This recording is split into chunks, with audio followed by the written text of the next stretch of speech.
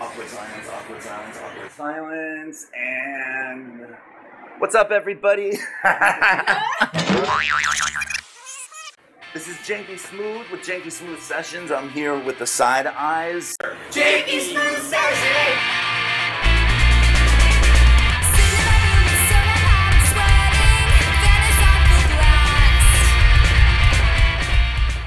And you guys just played a fucking ripping show. The last time I saw you was at the Burger Records. That was a long time ago. That was a really long time ago. And I was like, oh, like I had a stoke when I saw you guys. Like, what's gonna happen like 2 years from now, a year from now? And here we fucking are, man. Here we are. Dude, living the dream. Shave my head.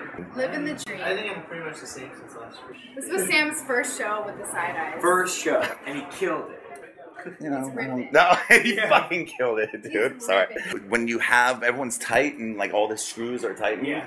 I don't know who I'm talking shit about. No, we've just been practicing more, like all of us. Yeah, like, it's fun. Where it's not like this thing where it's like, oh, we have to practice. Yeah. Did I do the whole intro? Did I say Janky Smooth and Side Eyes? Okay, yeah. cool. It was Just an making sure. incredible intro. What was I about to say? No. Scenes. When you first start seeing a couple bands, the purity, like everyone's comes from a neighborhood usually.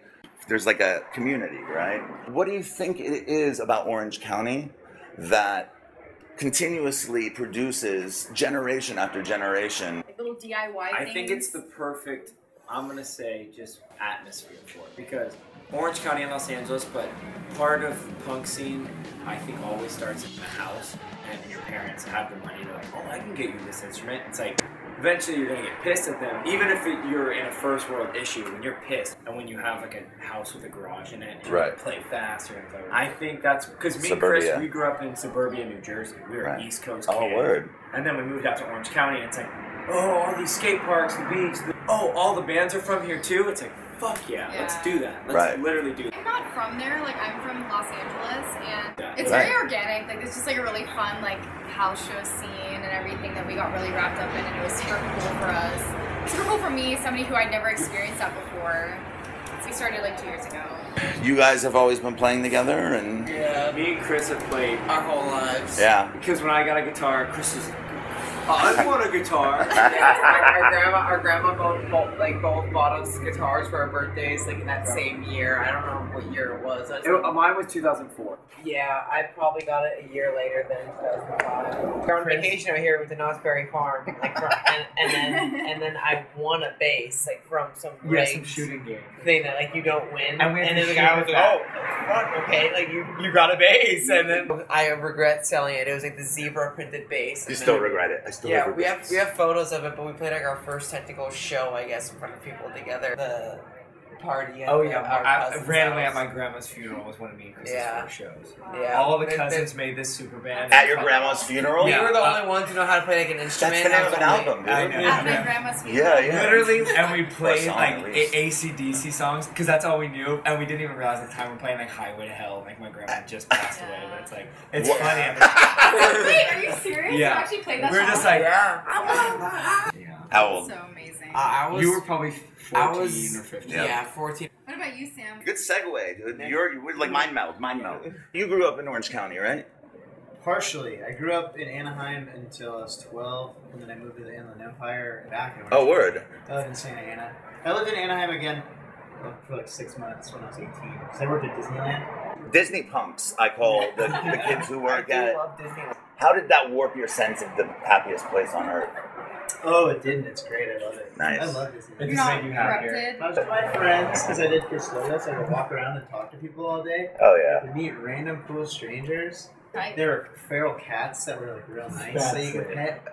No The one knows feral that cats cat. of Disneyland, Yeah, they're dude. so cool. It's That's a really documentary. cool. It was Yeah. cool growing up for me in Corona because we had Showcase Theater. Right, I saw Huge Refuse punk band. there. Yeah, that's where a bunch of cool, like Blink-182 loved going there. Like all the bands I grew up listening to, like all the Right. hardcore bands from Orange County played out there. So like that was the shit that I wanted to do. It was, like, Right. That's what influenced me. It was like, oh, like, they're just having fun with their friends. Why not just do that too? Exactly. Yeah, yeah.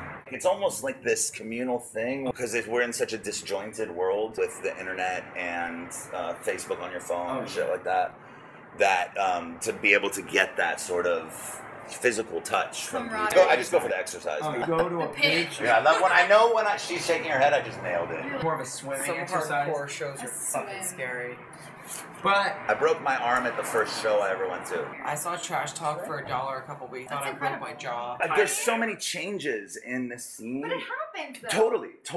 And I never thought it would a lot. happen to us. I think people forget that like bands go through the motions. Yeah. Like, it's okay to look back at bands that did that and be like, oh, Yeah. that's Yeah. history. I want the things that I love to Totally. change. Exactly. You don't want it to And it's change. crazy, even things like Black Flag, everyone's like Henry or Keith, and it's like they had Dez and Ron Reyes singing at some point. You know what I mean? Yeah. Like Different that's 4 eras. different singers in the Yeah. course of like 6 years, Yeah. and people get weird when one person leaves a band. Right. It's like, are you That's a kidding good me? point, The man. shirt you're wearing, That's one band though that you could. And I think that's the exception. Yeah, to the I think that rule. might be the Yeah, exception. and where everyone else is true. When Right, because I like the Keith Morris Black Oh, Flag. that's You my know what I'm favorite saying? too, Yeah. personally. I like Keith Morris and Dez when he sings Six Pack in his voice. It's like, So I sick. love me a Would You Rather get like $10,000 or be as buff and have his exact Just be Henry Rollins. I He would is do that. buff.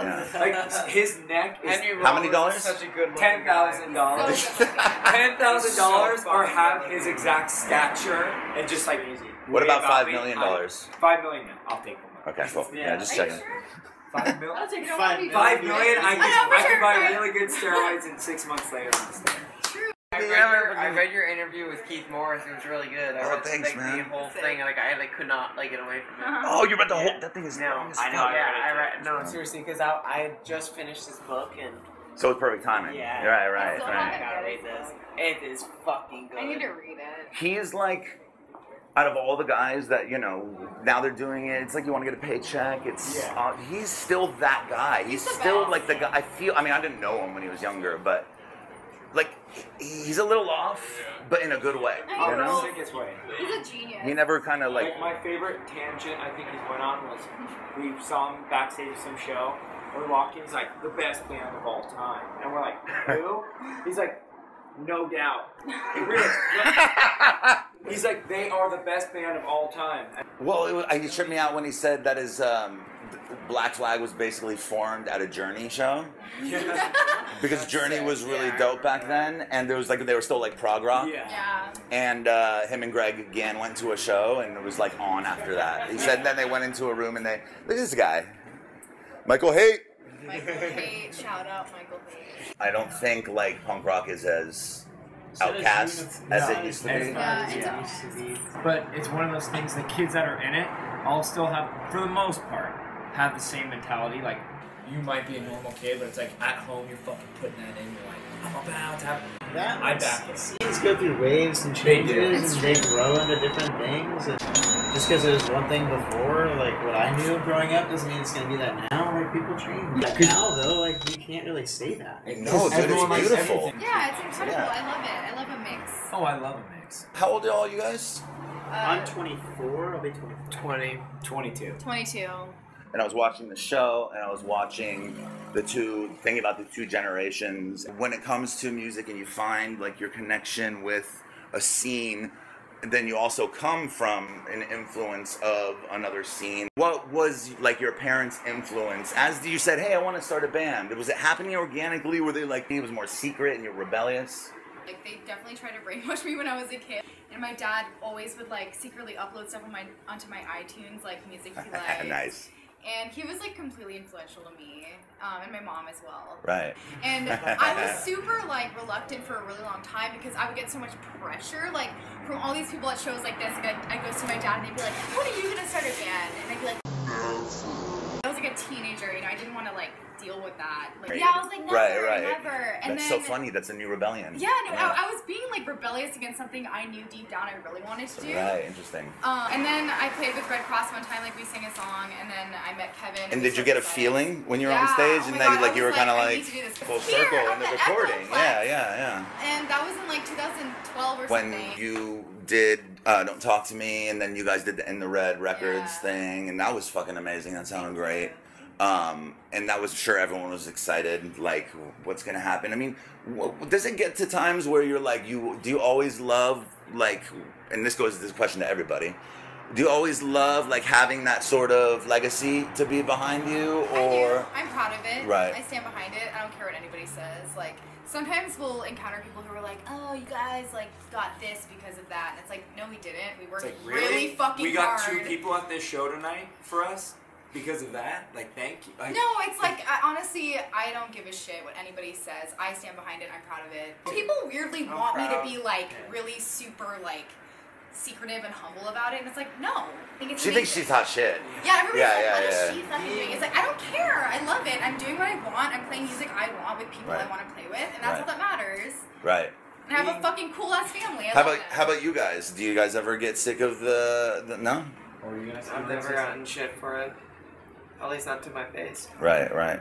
Just being new and like seeing side eyes over the last year that I've known everyone, it's never been like, oh, they don't work hard for what they do. It's not like the next show we're getting is just going to be like another amazing show. It's like we still have to play every show that we get. You know that hating has no real merit. You know what I'm saying? Because if we were Well, not never, but you know. If we were horrible, Not in this everyone's case. like, wow, they're so bad and they only get to play this because they're parents. Then if you're really good, it's like, they're only really good because of their parents. You can't win. Right. So it's like, you know what? Fuck you. We're gonna do whatever we want. Yeah, I'm not gonna The internet's the problem, dude. for sure. Honestly, because you never, like, people felt this way, but you didn't have to hear everyone's fucking political Everyone has a opinion, cultural opinion on the plight of the black community. Like, you know what I'm saying? Exactly. Like, you know, I was gonna be original and not talk about that at all. But then I decided that what's gonna happen next is we're gonna have the Osbournes type show, and I'm gonna interview everyone, family tree and generations. We're gonna go back to Jersey, man. And on that note, thanks guys for doing this. I appreciate it. If you guys could look in the camera and say Janky Smooth session. Janky Smooth session! So you guys just have to say that again because it actually just cut off. I think we might have She's lying. How much of that last part? No, I swear to God. How do we have? It's not my damn fault that you took so damn long.